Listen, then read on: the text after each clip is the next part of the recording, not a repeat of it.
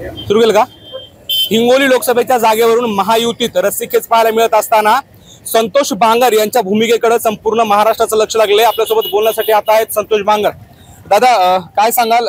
हिंगोली लोकसभेच्या जागेवरून चांगलं रणकंदान पाहायला मिळते, तुमचंही नाव समोर येताना पाहायला मिळते। महाराष्ट्राचे मुख्यमंत्री व उपमुख्यमंत्री मला ज्यावेळेस विचारण्यात आलं त्यावेळेस मी सांगितलं की मला लोकसभा लढवायची नाही आहे, मी माझ्या विधानसभेमध्ये खुश आहे। त्याच्यामुळं जे काही निर्णय सन्माननीय मुख्यमंत्री देतील तो सर्व शिवसैनिकाला मान्य आहे। हेमंत पाटलांचे अनेक समर्थक आज मुंबईला जात आहेत अशी माहिती मिळते, तुम्हाला काय माहिती आहे? तुम्ही जाणार आहात का? कसं काय? नाही, मला अजून तर काही अशी माहिती आलेली नाही, पण मला वाटत नाही की शिवसैनिक हा पक्ष सन्माननीय मुख्यमंत्री ज्यांनी जे आदेश दिला त्या आदेशाचं पालन करतील। मला हे सांगा, हेमंत पाटलांच्या विरोधामध्ये भाजपकडून नाराजीचा सूर उमटतोय, तुमची भूमिका काय असणार आहे? शिवसैनिक कसं बघ? नाही, एक ध्यानात ठेवा, त्यांनी उमेदवारी मागितली होती, त्यांना वाटलं होतं की बाबा भारतीय जनता पार्टीला जागा सुटावी, पण मला वाटते की जे या हिंदुस्थानाचे नेते आहेत अमितजी शहा यांनी शब्द दिलता की ही जागा शिवसेनेलाच राहणार आहे आणि तो शब्द त्यांनी पाळला आणि ही जागा शिवसेनेकडेच राहिलेली आहे। त्याच्यामुळं त्यांची नाराजी साहजिक आहे, पण तुम्हाला सांगतो की ज्यावेळेस पक्ष उमेदवारी डिक्लेअर करतो त्यावेळेस सगळ्या नाराज्या ह्या दूर होत असतात।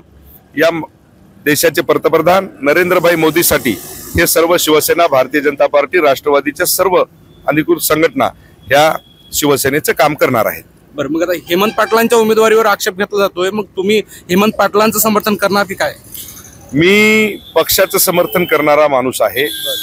मला सन्माननीय या महाराष्ट्राचे मुख्यमंत्र्यांनी जो मला आदेश दिला त्या आदेशाचं पालन करणारा मी एक शिवसैनिक आहे।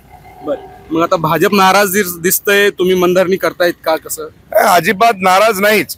कालही तुम्हाला सांगतो, भारतीय जनता पार्टीचे आमदार असतील, तानाजी मुटकुळे असतील, फुलाजीराव शिंदे असतील, शिवाजीराव माने असतील, रामरावजी वळकुते असतील, गजाननरावजी घुगे असतील, यांना ज्यावेळेस मी बोललो त्यावेळेस त्यांनी सांगितलं की बाबा तुमचा आदेश आम्हाला मान्य आहे, जे कोणी आम्हाला पक्ष आदेश म्हणजे आदेशवरून आमच्या सन्माननीय देवेंद्र फडणवीस देतील आम्ही तुमच्या कामाला लागलेलो आहेत। आणि काल परवा मला वाटतं की नांदेडला ज्यावेळेस DCMला हे शिष्टमंडळ भेटलं तर DCMनी त्यांना सांगितलं की तुम्हाला पक्षाचा आदेश हा अंतिम आदेश, आणि ते मानायला तयार आहेत।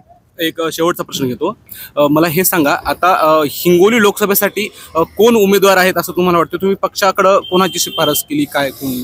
मी शिफारस करायला मी छोटा कार्यकर्ता आहे। सन्माननीय जे रनिंगचे खासदार आहेत हेमंतभाऊ पाटील असतील, त्याच्यानंतर तुम्हाला सांगतो की बाबूरावजी कदम असतील, आणि इच्छुक उमेदवार असतात।